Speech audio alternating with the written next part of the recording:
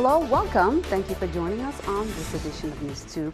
I'm Sandra Gomansing. In our top story, homeowners in the territory affected by Hurricanes Irma and Maria are encouraged to seek assistance from FEMA and/or make contact with the Small Business Administration that are providing some low-interest loans to aid hurricane survivors. However, in a press conference with the Lieutenant Governor, Osbert Potter, he informed that many homeowners were unaware that some hurricane-related damage was not covered under their insurance, and he also revealed that many residents were underinsured as well. News 2's Stephanie Brown reports. Lieutenant Governor Osbert Potter informed that his office that operates corporations and trademarks, the Office of the Tax Assessor, and banking insurance, among others, would be in full operations tomorrow. However, the issuing of passports is on hold at this time. Lieutenant Governor Potter expressed that many homeowners in the territory are underinsured and not insured at all. And in fact, predatory insurance policies were blindly imposed on them. These individuals believe that they have coverage.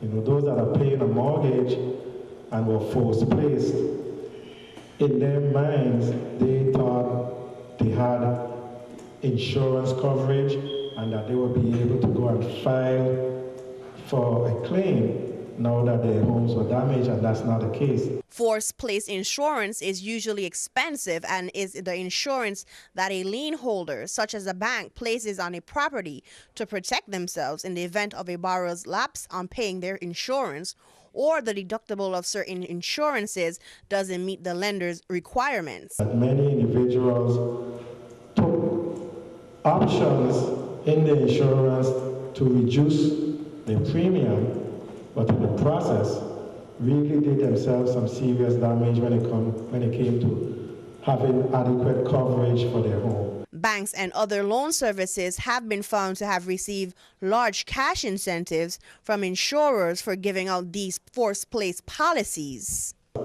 This is the time when you need to have that coverage and not to find out when you look at your insurance policy, you realize that, wow, windstorm is excluded. Lieutenant Governor Potter further explored establishing insurance legislation to ensure that homeowners in a territory are provided relevant coverage to the area. For News 2, I'm Stephanie Shalana Brown. Now, at the same conference, the Virgin Islands Department of Labor gave an update. They reopened the doors today at their normal location on St. Croix after operating at the Juanita Gardin Elementary School for a while. Governor Mapp had mentioned in a previous press conference that the economic driver in the territory would be recovery-related jobs. Cleanup crews, carpenters, roofers, plumbers, and other skilled workers have the opportunity to apply for positions at the Department of Labor on St. Croix, St. Thomas, and St. John. Additionally, he said if residents have had a loss of income due to Hurricane Irma and Maria, the Department of Labor has some important dates for you. Here's more. At this point, we have approximately 2,117 positions. I'll have you know that we are continuing to have employers engaging with us, asking what we can do to help them in terms of being an HR arm for them. And again, our workforce development team, I want to thank them because they've really been assisting us in terms of engaging and executing on getting our dislocated workers to these job sites. The U.S. Department of Labor is providing all those who are self-employed, independent contractors, farmers, taxi drivers, who due to the disaster has lost wages or jobs to come into labor. You would need to provide some proof of income, but with that you will be allowed certain unemployment benefits. Again, those who were affected by Irma, St. Thomas, St. John. Irma, the sunset date for you to come in and file your claim is on October 30th. Now for Hurricane Maria, come into the Department of Labor, file your claim no later than November 7th.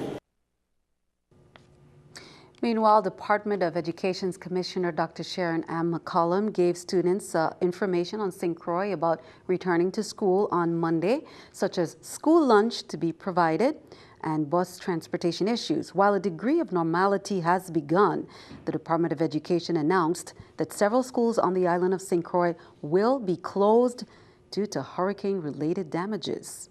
Here's more. I'm very happy to say that St. Croix did not lose any food in our school lunch program. Therefore, we will be serving breakfast to our children, and we will start the week with a hot lunch for all of our children. Lunch for the morning session will be at 11:30 to 12, and the afternoon session will have lunch before they begin classes at 12 noon to 12:30. Abramson Bus Company, unfortunately, has informed us that they only have 6 operable buses. Parents and community members, you're going to have to come together and form carpools, help us get the children to school. I will have more information regarding Vitran buses and how they will assist us as well. We will announce before Monday morning the bus schedule utilizing the 6 buses that are operable and the Vitran buses. Students are asked to wear their school uniforms. For those children who do not have uniforms, a grace period will be given. School closures. The following schools are not going to open in the St. Croix district. Pearl B. Larson Elementary School, Lou Muggle Elementary School, Alfredo Andrews Elementary School, Eulalie Rivera Elementary School, Alexander Henderson Elementary School, John H. Woodson Junior High School, Elena L. Christian Junior High School, Arthur A. Richards Junior High School. And of course, I'm only speaking of the facilities. We are going to service the children on double sessions and in other ways as we identify moving forward. Meanwhile, let's take a look at the split session schedule provided by the Department of Education. On October 23rd, Central High School students will hold morning sessions beginning from 7:30 a.m. and will be dismissed at 11:30 in the afternoon. John H. Woodson Junior High and Elena Christian Junior High schools will have classes at Central High School beginning at 12:30 p.m. until 4:30 p.m. The St. Croix Educational Complex will also open on October 23rd for split sessions. Educational Complex students will have the morning classes from 7:30 a.m. to 11:30 a.m., while the Arthur Richards students will have the afternoon classes from 12:30 to 4:30 p.m. The third school that will open on October 23rd for split sessions is the Juanita Gardin Elementary School.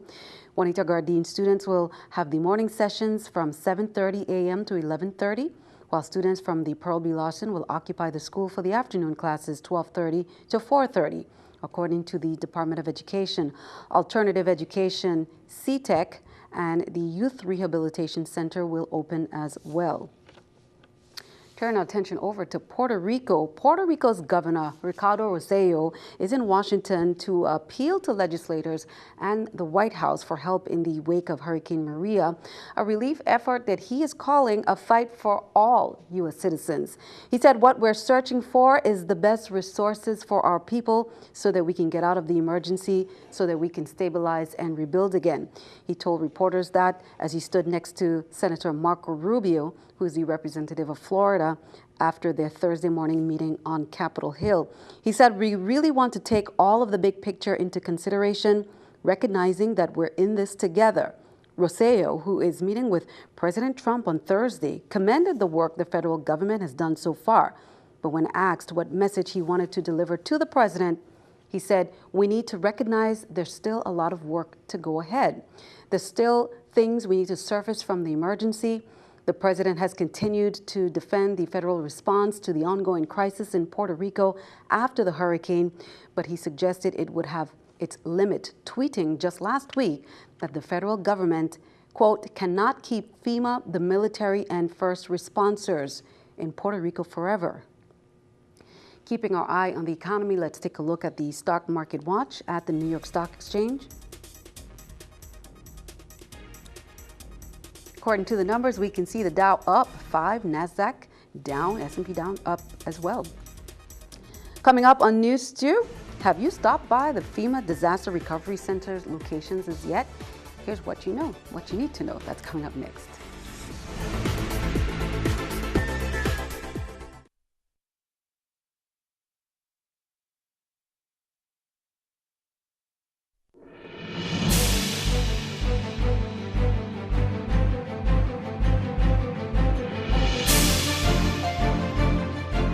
Welcome back.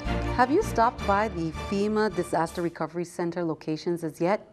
Well, here's what you need to know. The recovery centers, they offer one-on-one support to homeowners, renters, and small business owners who are working to recover from Hurricanes Irma and Maria. Renters whose homes were made uninhabitable by a disaster may be eligible for FEMA disaster grants, rental assistance, and other disaster-related needs. If you are a renter, you should register with FEMA to see whether they can help. Do not assume, they say, that your personal property damages will be covered by your property management company, though you may be covered if you have renter's insurance through a private company. Well, here are the locations. On St. Thomas, there is one at the Omar Brown Senior Fire Station from 9 a.m. to 6 p.m., 7 days a week.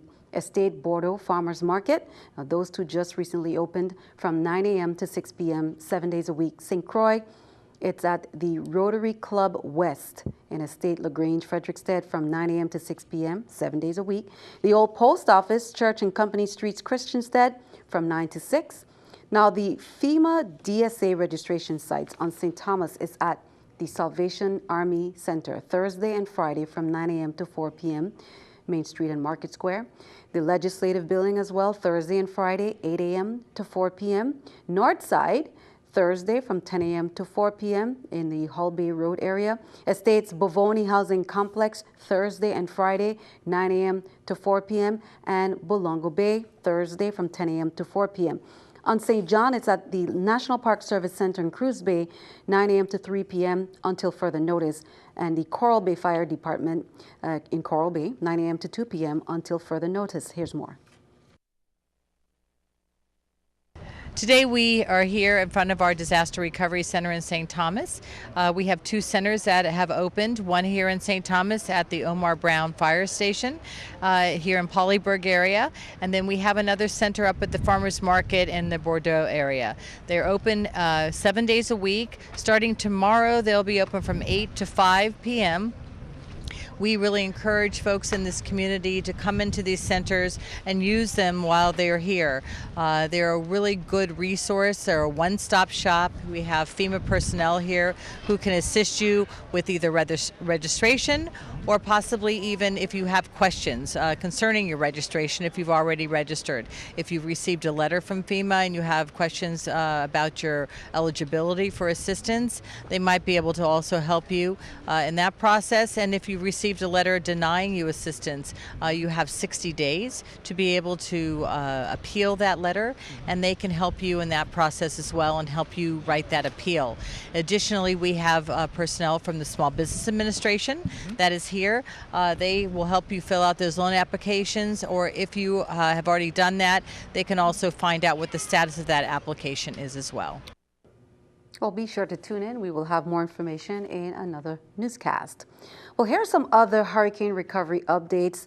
The Department of Motor Vehicles is now open throughout the territory, offering limited services. They say the department is not able to issue driver's licenses or identification cards at this time, however.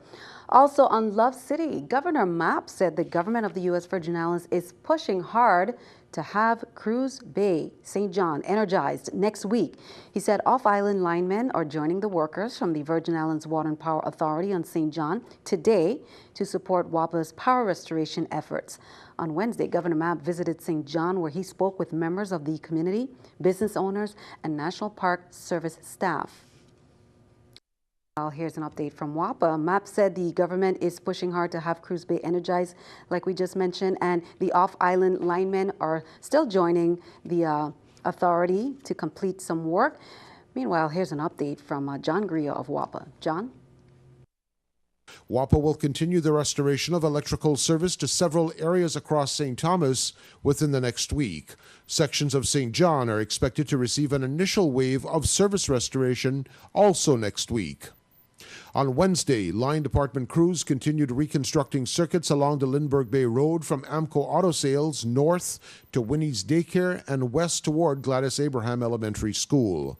Customers along the main lines will be restored when crews are energizing primary lines. Additional streetlights are also expected to be energized over the course of the next few days. The following areas are targeted for service restoration between now and the weekend: Blyden Marine Terminal, Tortola Wharf, Veterans Drive towards Cankrine Junior High School, and portions of Contant. Sections of the junior high school will be used to support local and federal responders.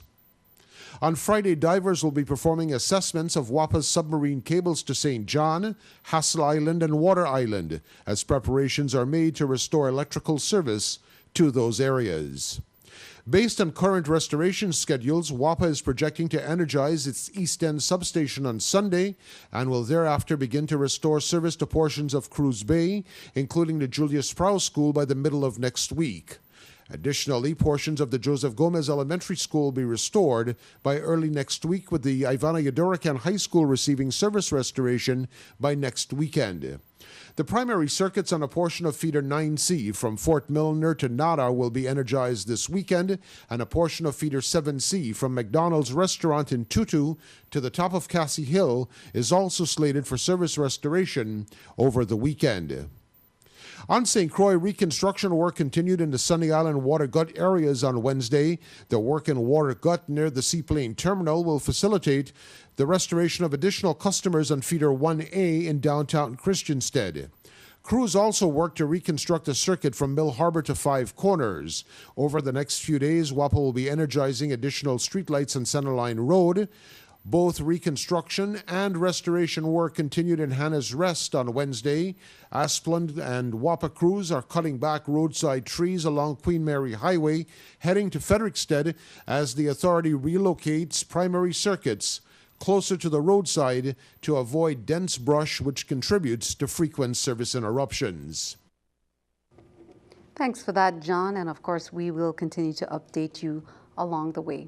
Well, here's an update for the Spanish-speaking community. Sarah Burke shares the information. Here's more.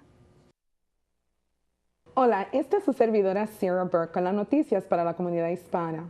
Los oficiales de las Islas Vírgenes han designado noviembre 1 como el día que van a restaurar el aeropuerto Cyril Lee King en completo.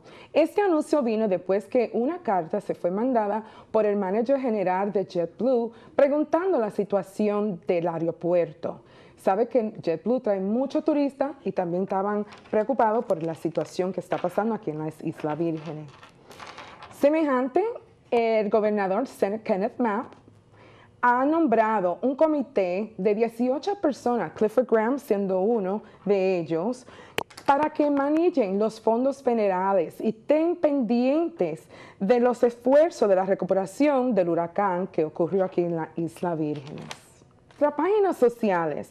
FEMA tiene un lanzamiento de su página en Facebook. Le estamos notificando a todos los residentes de las Islas Vírgenes que pueden ir a esta página para lograr información sobre los servicios y cualquier pregunta que tengan con FEMA. La página de web es la siguiente: www.facebook.com FEMA US Virgin Islands. Les repito, www.facebook.com FEMA US Virgin Islands. Buenas noticias para los negociantes de la Isla Vírgenes. La Administración de Pequeñas Empresas anunció ayer de que tiene programa para asistir a los negociantes de nuestra Isla Vírgenes. Pueden ahora mismo aplicar para servicios con esta agencia, lo cual le puede rendir préstamos hasta de $40,000 si uno tiene su propio negocio, y si es dueño de casa, lo máximo hasta $200,000 para poder recuperar y expandir sus negocios. A eso, estos préstamos y estos programas son con interés bajo, lo cual la persona puede tomar mucha ventaja. Les sugiero que por favor vaya a los centros de FIMA, que hay representantes de la Organización Administración de Pequeños Negocios, y ahí podrá conseguir sus servicios. El gobernador Kenneth Knapp anunció que el lunes, octubre 23, la escuela del distrito de Santa Cruz estarán abiertos. ¡Qué buenos vecinitos! Vayan para la escuela a aprender. Las escuelas van a estar muchas combinadas a eso porque han hecho mucho daño en la estructura de varias escuelas. Esté pendiente para que le informen exactamente dónde su niño tiene que asistir. La oficina de la Superintendiente Insular del Distrito de Santa Cruz va a tener una reunión muy importante con los administradores, maestros y paraprofesionales para seguirle avisando de los cambios en el Distrito de Santa Cruz. Okay, thanks for that update, Sarah. Be sure to stick around. News 2 AccuWeather forecast is coming up next.